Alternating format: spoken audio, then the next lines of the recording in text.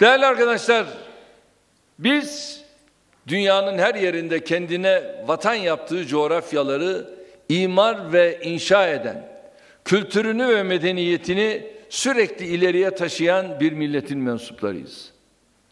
Bazıları göçebe kavramı üzerinden milletimizi iğnelemeye kalkar. Halbuki biz sadece bir coğrafyadan bir başkasına gitmekle kalmamış, aynı zamanda yerleştiğimiz her yeri abad etmiş bir milletiz.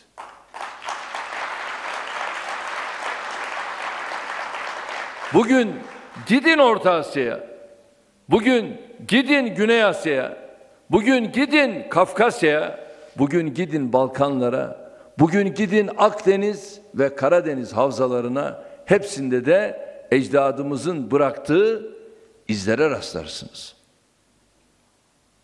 Ne diyor şair? Dört nala gelip uzak Asya'dan Akdeniz'e bir kısrak başı gibi uzanan bu memleket bizim. Evet, uzaklardan gelmiş olsak da Akdeniz'e kısrak başı gibi uzanmış ve ayak bastığımız her yere mührümüzü vurmuşuzdur. Biz böyle bir milletiz. Üstelik ecdadımız sadece şehirler inşa etmekte kalmamış. Onlara kendi ruhunu da üfleyerek hepsini de bize ait hale getirmiştir. Mesela Fatih Sultan Mehmet Han İstanbul'u fethettiğinde bazıları bu şehrin kimliğinin, kültürel yapısının bozulacağını öne sürdü. Halbuki tam tersi oldu. Biz İstanbul'u kendi kimliğimizle daha da geliştirdik. İstanbul'da bizi aynı şekilde zenginleştirdi. Ne diyor Hacı Bayram Veli Hazretleri? Nagahan ol şehre vardım. Onu yapılır gördüm. Ben dahi bile yapıldım taş ve toprak arasında. Evet, bizim tüm şehirlerimizde taşla toprak arasında eksiğiyle fazlasıyla insanımızın kültürünü, gönül dünyasının zenginliklerini de görürsünüz. Eskiler şerefül mekan bil mekin, yani bir şehri aziz kılan o şehrin sakinleridir derken şehirle insan arasındaki işte bu ilişkiyi anlatırlar. Buhara, Semerkant, Tebriz, Kudüs, Medine, Bağdat, Şam, Kurtuba gibi medeniyetimizin sembol şehirlerine baktığımızda cedlerimiz, bakın bu çok enteresan, cedlerimiz inşa etmiyorlar, ibadet ediyorlardı. Tasavvuruna uygun şekilde insan merkezli mekanlar görürüz oralarda. Ağacıyla, çiçeğiyle, suyuyla, ormanıyla, çevrede bu şehirlerin hep ayrılmaz birer parçasıdır. Mimarinin ihtişamı ile manevi derinliğin ve tevazuun aynı anda buluştuğu şehirlerimize yeterince sahip çıkamamış olmamız en büyük kaybımızdır. Medeniyetin maddi unsuru olan mekan ve kültür üretimi konusunda sahip olduğumuz kadim mirasın hala tam olarak farkında olamadığımızı düşünüyorum. Son 2 asırda sadece siyasi ve askeri üstünlüğümüzü değil, aynı zamanda medeniyetimizin kainat tasavvurunu, kültürümüzün mayasını, şehirlerimizin maalesef ruhunu da kaybettik. Batı medeniyetinin insan fıtratı yerine bireysel hırsı esas alan anlayışı, üstelik de her türlü zevkten, estetikten, güzellikten mahrum bir şekilde ülkemizi işgal ettiğini görüyoruz. Edebiyattan müziğe, sinemadan mimariye kadar her alanda küresel düzeyde yaşanan tek düzeleşme gücünü farklılıklarımızdan alan zenginliğimizi önemli ölçüde ne yazık ki ortadan kaldırdı.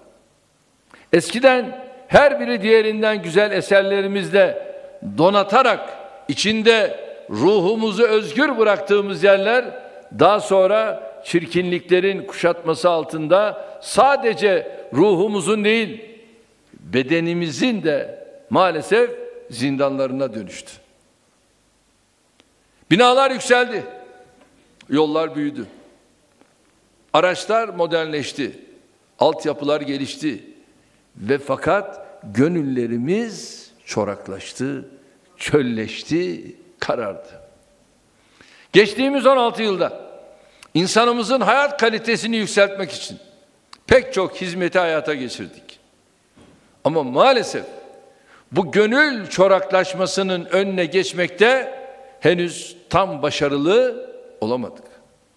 İnşallah önümüzdeki dönemde gücümüzü ve imkanlarımızı, gönüllerimizi zenginleştirmek, medeniyetimizi yükseltmek, kültürümüzü hızlandırmak için daha çok kullanacağız. Fatih ne güzel söylemiş. Özellikle hüner bir şehir bünyat etmektir. Reaya kalbin abad etmektir. Sözü hem hükümetteki hem belediyelerdeki çalışmalarımızda bizim rehberimiz olacaktır. Değerli arkadaşlar, siyasi parti olarak icraatlarımızın önceliğini elbette milletimizin ihtiyaçları belirliyor. AK Parti olarak iktidara geldiğimizde karşımızda her alanda olduğu gibi çevre, şehir ve kültür konusunda da sorunlu bir ülke bulduk. Hemen kolları sıvadık ve çalışmaya başladık. Milletimizin başını sokacak ev bulamıyordu. TOKİ vasıtasıyla 837 bin konut inşa ederek özel sektöre de örnek teşkil eden bir şehircilik hamlesi başlattık.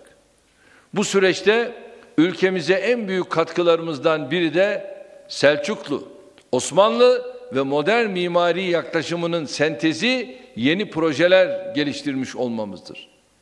Genel merkez binamızdan Cumhurbaşkanlığı Külliyesi'ne kadar projesinde söz sahibi olduğumuz tüm binaların bu mimariye göre inşa edilmesini sağladık. Dikkat ederseniz bizim bu eserlerimizin mimarisinde bunu görürsünüz. Şimdi aynı anlayışı TOKİ'nin tüm projelerine yansıtıyor, yerel mimariyle modern ihtiyaçları bütünleştiren projelerle şehirlerimizi donatıyoruz. Kentsel dönüşüm çalışmalarında öncelikle büyük şehirlerimizin etrafını bir ur gibi saran gecekondu bölgeleriyle çirkin olduğu kadar sağlıksız binalardan oluşan semtleri hedefledik.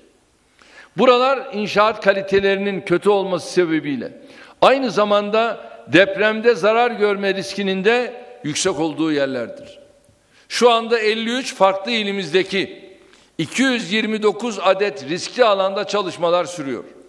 Bu kapsamda 30 ilimizde 133 kentsel dönüşüm ve gelişim alanı belirledik. İmar barışıyla ülkemizin her köşesine yayılmış olan 13 milyon imarsız birimin hukuki sorununu, yani buraların kullanıcısı olan vatandaşlarımızın devletle ihtilafını çözmeyi hedefliyoruz.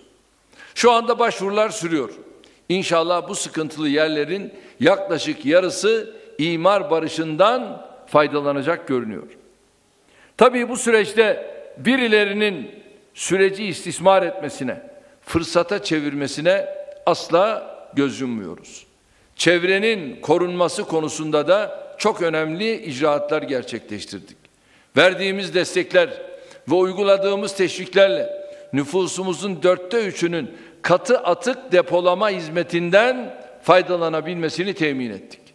Atık su hizmeti verilen belediyelerin nüfusa oranı da %85'i geride bıraktı. Mavi bayraklı plajlarımızın sayısı 459'u buldu. Sıfır atık projesi hızla yaygınlaşıyor. Doğal gazın yaygınlaşmasıyla şehirlerimizin hava kirliliği sorunu önemli ölçüde çözüldü. Şu anda 3 vilayetimiz kaldı.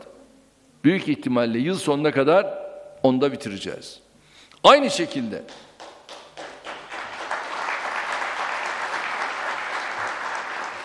Aynı şekilde yeşilin, ağacın, ormanın, suyun korunması hususunda da tarihi yatırımlara imza attık. Bereketli ovalarımızı koruma altına alıyoruz. Bugüne kadar toprak büyüklüğü 69 milyon dekarı bulan 243 ovamızı bu kapsama dahil ettik.